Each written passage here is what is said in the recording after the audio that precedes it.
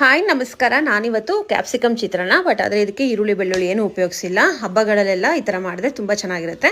First ನಾನಿಲ್ಲಿ ಕಾಯಿ ತುರಿಗೆ ಹಸಿಮೆಣಸಿನ್ಕಾಯಿ ಮತ್ತು ಕೊತ್ತಂಬರಿ, ಸ್ವಲ್ಪ ಕರಿಬೇವು, ಆಮೇಲೆ ಒಂದು ಸ್ವಲ್ಪ ಜೀರಿಗೆ ಹಾಕಿಬಿಟ್ಟು ತುಂಬ ನುಣ್ಣಗೆ ಬೇಡ, ತರಿಯಾಗಿ ರುಬ್ಕೋಬೇಕು. ಈ ಕಡೆ ಒಗ್ಗರಣೆಗೆ ಕಡಲೆಬೇಳೆ, ಉದ್ದಿನಬೇಳೆ, ಸಾಸಿವೆ, ಜೀರಿಗೆ, ಕರಿಬೇವು ಸೊಪ್ಪು ಆಮೇಲೆ ಹಾಕ್ಕೊಂಡು ನಾನಿಲ್ಲಿ ಗೋಡಂಬಿ ಹಾಕೋತಾ ಇದ್ದೀನಿ. ನೀವು ಬೇಕಾದ್ರೆ ಶೇಂಗಾನೂ ಹಾಕೋಬೋದು. ಗೋಡಂಬಿನೂ ಹಾಕ್ಕೊಂಡು ಸಣ್ಣಗೆ ಹೆಚ್ಕೊಂಡಿರೋ ಕ್ಯಾಪ್ಸಿಕಮ್ ಹಾಕ್ಕೊಂಡು ಸ್ವಲ್ಪ ಉಪ್ಪು ಅರಿಶಿನ ಹಾಕ್ಕೊಂಡ್ರೆ ಮುಗೀತು. ಆಮೇಲೆ ಮುಂಚೆನೇ ನಾವು ತರಿಯಾಗಿ ರುಬ್ಕೊಂಡಿರ್ತೀವಲ್ಲ, ಆ ಮಸಾಲೆನೂ ಹಾಕ್ಬಿಟ್ಟು ಚೆನ್ನಾಗಿ ಫ್ರೈ ಮಾಡ್ಕೊಳ್ಳಿ.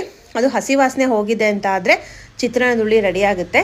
ಮಾಮೂಲಿ ಚಿತ್ರಾನ್ನಗಿಂತ ಈ ಥರ ಚಿತ್ರಾನ್ನ ಹಬ್ಬ ಹರಿದಿನಗಳಲ್ಲಿ ತುಂಬ ಚೆನ್ನಾಗಿರುತ್ತೆ. ಆಮೇಲೆ ಸಿಕ್ಕಾಪಟ್ಟೆ ಈಸಿ ಮಾಡೋದನ್ನು. ಅದಾದಮೇಲೆ ಅದಕ್ಕೆ ಬಿಸಿ ಬಿಸಿ ಅನ್ನ ಹಾಕ್ಬಿಟ್ಟು ಕಲಿಸ್ಬಿಟ್ರೆ ಸೂಪರಾಗಿರೋ ಕ್ಯಾಪ್ಸಿಕಮ್ ಚಿತ್ರಾನ್ನ ರೆಡಿ ಆಗುತ್ತೆ. ಅದು ಈರುಳ್ಳಿ ಬೆಳ್ಳುಳ್ಳಿ ಇಲ್ಲದೆ ಇರೋದು. ಸ್ವಲ್ಪ ಲಾಸ್ಟಿಗೆ ನಿಂಬೆ ಹುಳಿ, ಕೊತ್ತಂಬರಿ ಸೊಪ್ಪು ಹಾಕಿದ್ರೆ ಸೂಪರಾಗಿರೋ ಚಿತ್ರಾನ್ನ ರೆಡಿ ಆಗುತ್ತೆ. ಒಂದ್ಸಲ ಟ್ರೈ ಮಾಡಿ ಹೇಗಿತ್ತು ಅಂತ ಹೇಳಿ. ಬಾಯ್.